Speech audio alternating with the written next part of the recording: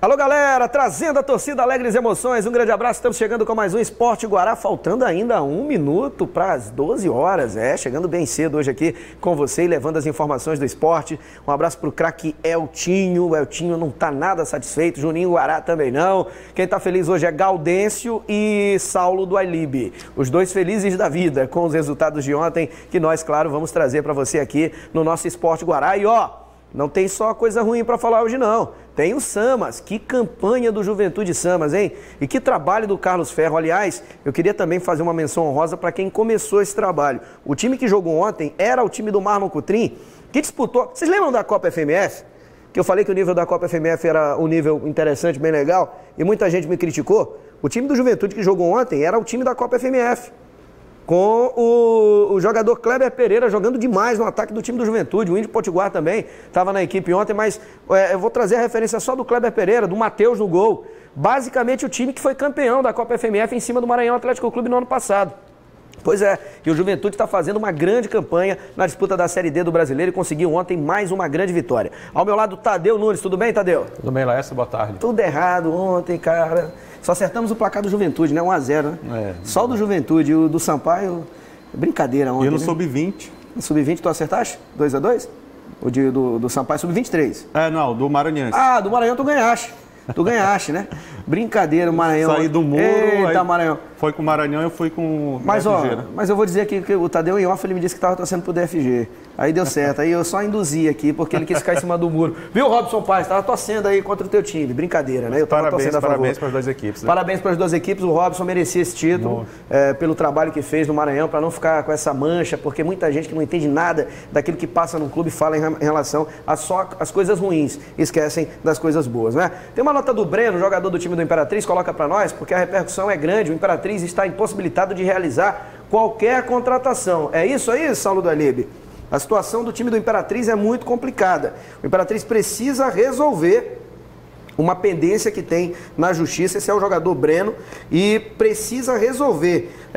Foi denunciada a Federação Internacional de Futebol, a FIFA, pela existência dessa dívida aí no valor de $40 mil, que equivale a R$224 mil, e essa dívida tem que ser paga ao Fênix do Uruguai.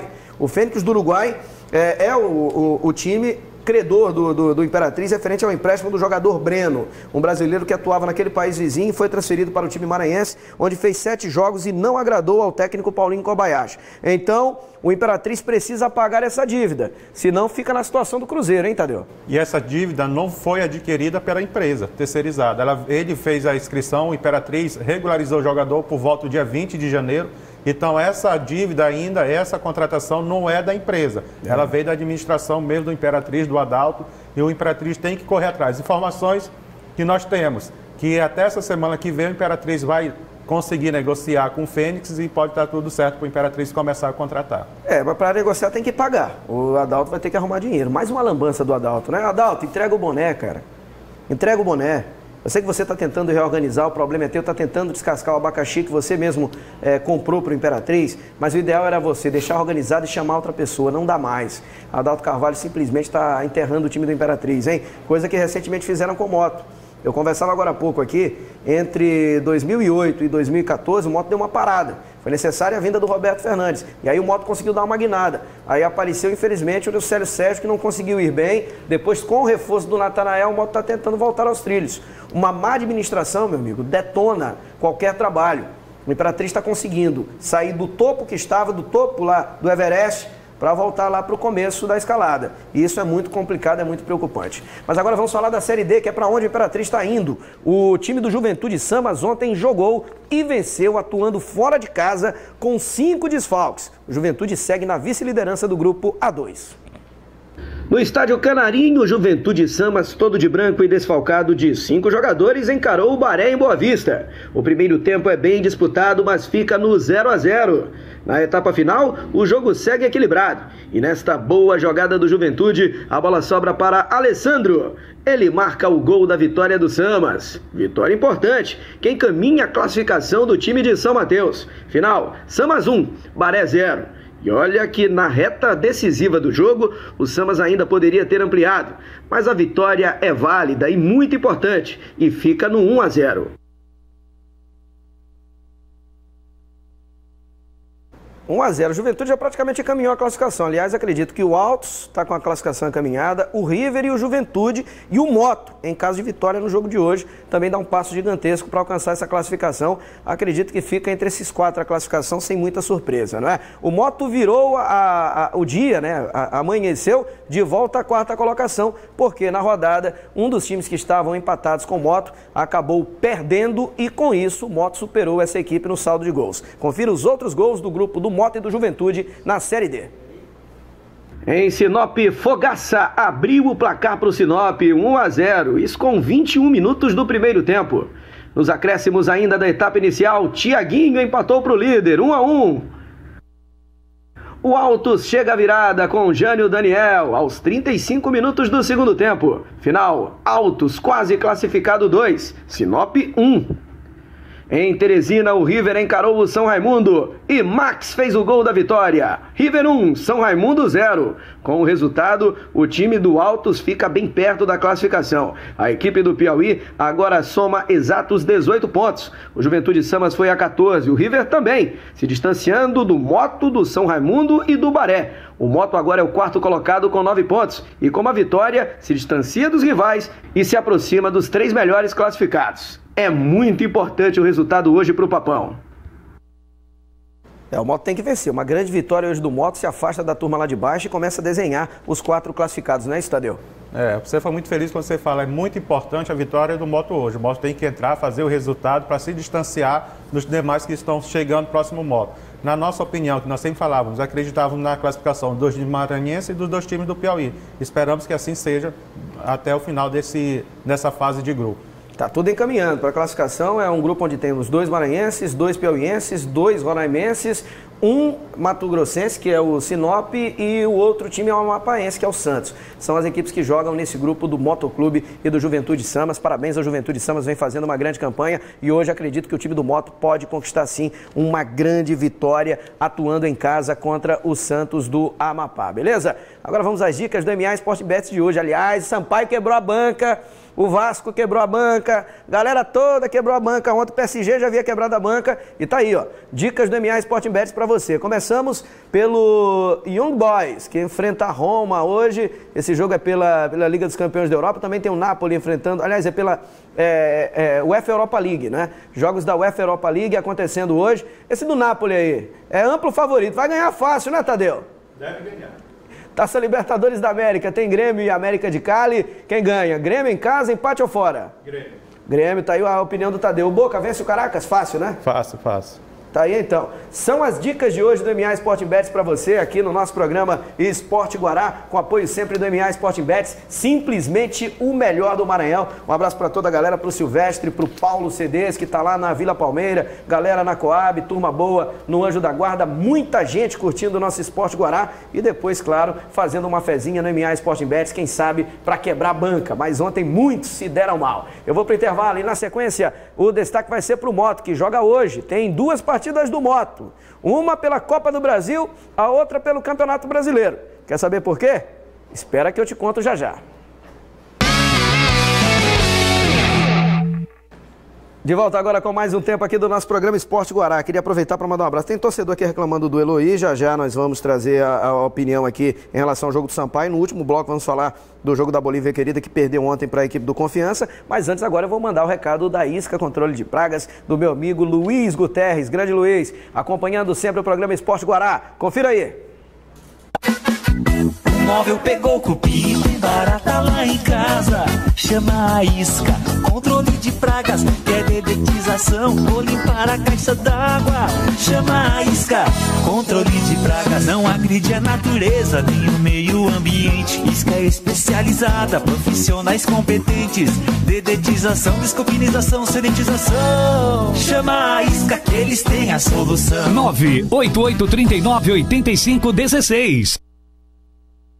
Isca Controle de Pragas, agora vamos falar do Motoclube. Gaudêncio Carvalho tem as informações do Papão, que entra em campo hoje pelo Campeonato Brasileiro da Série D, enfrentando o Santos, tentando se consolidar na 4ª colocação, e também pela Copa do Brasil Sub-20, onde encara o Vasco da Gama no estádio do Castelão. Curiosamente, os jogos praticamente no mesmo horário. Confira aí. Olha, hoje teremos Motoclube em dose dupla. Isso porque às 15 horas da tarde o Estádio Castelão vai estar recebendo o jogo entre o Motoclube e o Vasco da Gama pela Copa do Brasil Sub-20. Lembrando que o Motoclube venceu do Confiança nos pênaltis na primeira fase. Agora na segunda são 2 jogos, ida e volta. O primeiro no Castelão, como eu já havia mencionado, e o segundo será fora de casa no Rio de Janeiro. E às 15h30, o Motoclube Profissional entra em campo pelo Campeonato Brasileiro da Série D, no Neuzinho Santos. O Motoclube vai enfrentar o Santos do Amapá, o mesmo adversário do final de semana passada, que terminou com um placar de 2-2. E um dos destaques da zaga dessa nova reformulação do elenco, o zagueiro Martoni, conversou com a gente sobre a expectativa, né, e sobre já conhecer o adversário para o jogo desta tarde. Eu acho que é um jogo importante, eu acho que a gente vê no resultado que pra gente foi importante pela caminhada do jogo. A gente que perdeu um jogador muito cedo, acabou tomando gol e teve que correr atrás do resultado 2 vezes. Graças a Deus a gente conseguiu um empate ali no finalzinho.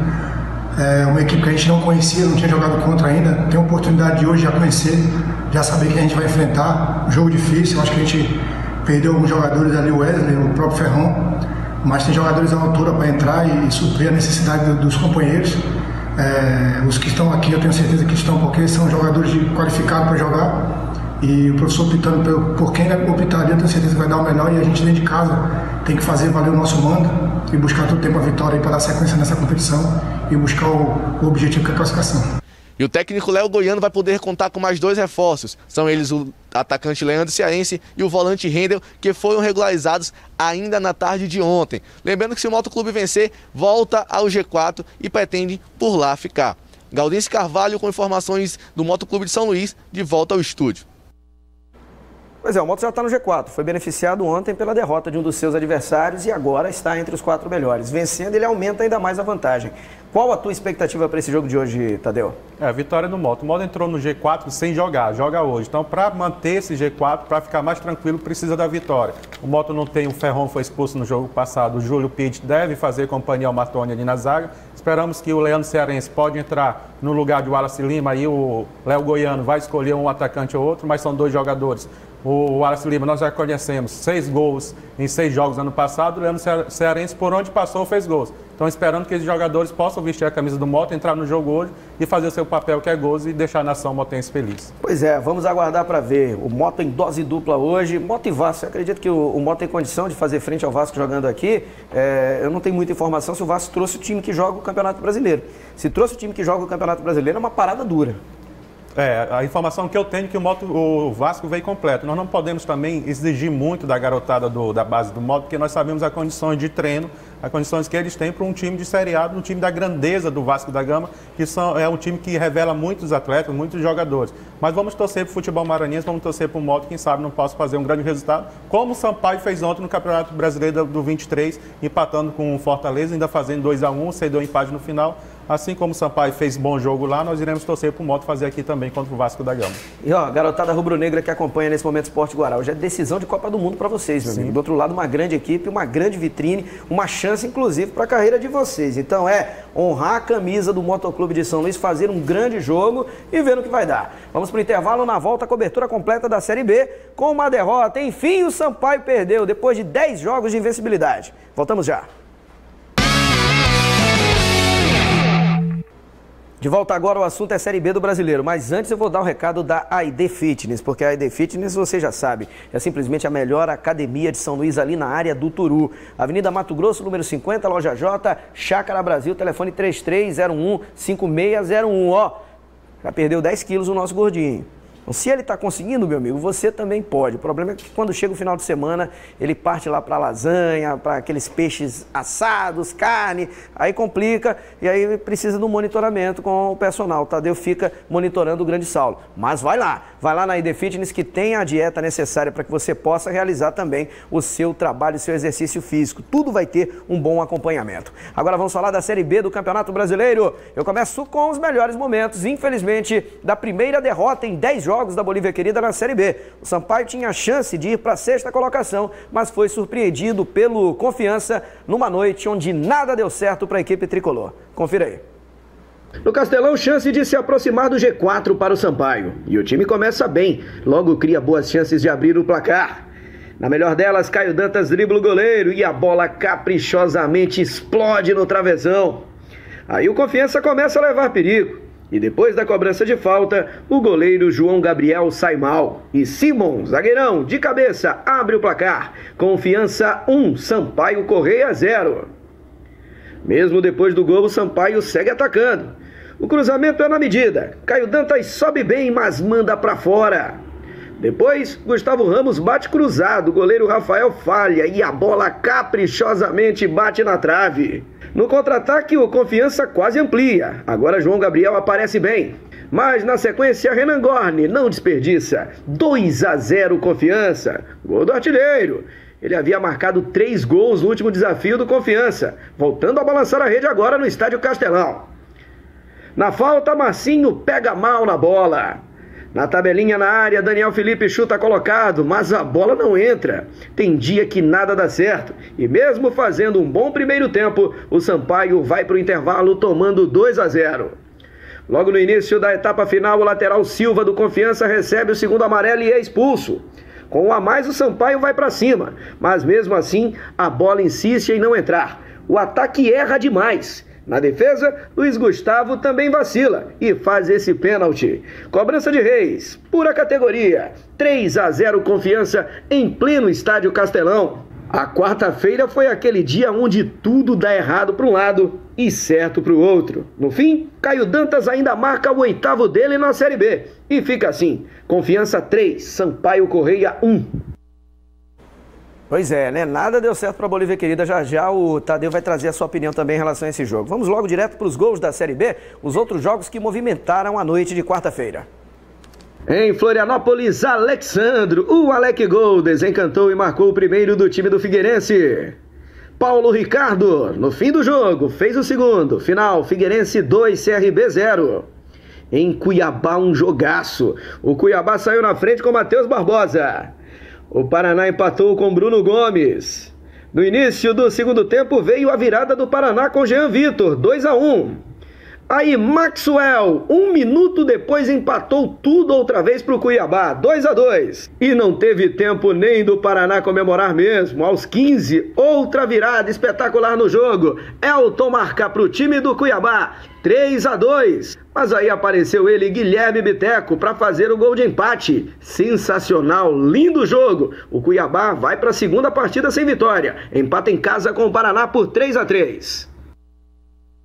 Pois é, e no sábado vai ser o duelo de equipes que vinham embaladas e estão a 2 partidas sem vencer. Sampaio Correia e Cuiabá. E é do mesmo jeito. Sampaio empatou uma, perdeu a outra, o Cuiabá perdeu uma para o Guarani e ontem empatou com a equipe do Paraná. Vamos à repercussão do jogo, trazendo inicialmente o técnico Léo Condé, falando de uma noite onde nada deu certo para a Bolívia Querida. É verdade, um dia ruim, né? Uma noite ruim, né? Tivemos ali logo no início do jogo 2 chances ali, uma principal com o Caio Dantas, a bola bateu na trave, não entrou. Depois erramos ali no lance do primeiro gol e contra uma equipe organizada a gente não podia se expor como a gente se expôs e acabou sofrendo o segundo gol. Conseguimos manter um bom volume de jogo, criamos algumas situações de gols, mas o terceiro gol realmente atrapalhou todos os nossos planos. Eu acho que se a gente não tivesse sofrido o terceiro, a gente teria grande chance de empatar a partida. Mas de qualquer forma, agora é recuperar os jogadores, pensar na próxima partida contra o Cuiabá. Está sendo um desgaste muito grande, que a gente, juntando todos os jogos aí, as finais do estadual, o jogo que a gente teve que cumprir aí atrasado do Figueirense, de tudo um pouco culminou com a derrota de hoje. Mas o torcedor pode ter certeza que o grupo é forte, a gente vai reunir força aí para fazer um grande jogo contra o Cuiabá. Aí o técnico Léo Condé. Outro ouvido foi o Daniel Felipe, lá da defesa. Defesa que não vinha falhando, eram 5 jogos sem tomar gol. E ontem, infelizmente, algumas falhas também lá no sistema defensivo. E o Sampaio foi derrotado.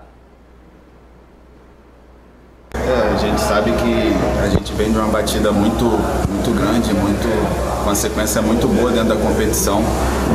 Acredito que hoje a gente sentiu um pouco essa sequência, essa batida, o cansaço. Claro que isso não é motivo para dar por causa da derrota de hoje, mas é um dos fatores que segurou a gente hoje. Eu acho que a gente não tem que criar um monstro, porque o nosso time é bom, a gente já mostrou isso. A gente não pode criar um monstro dentro do nosso grupo.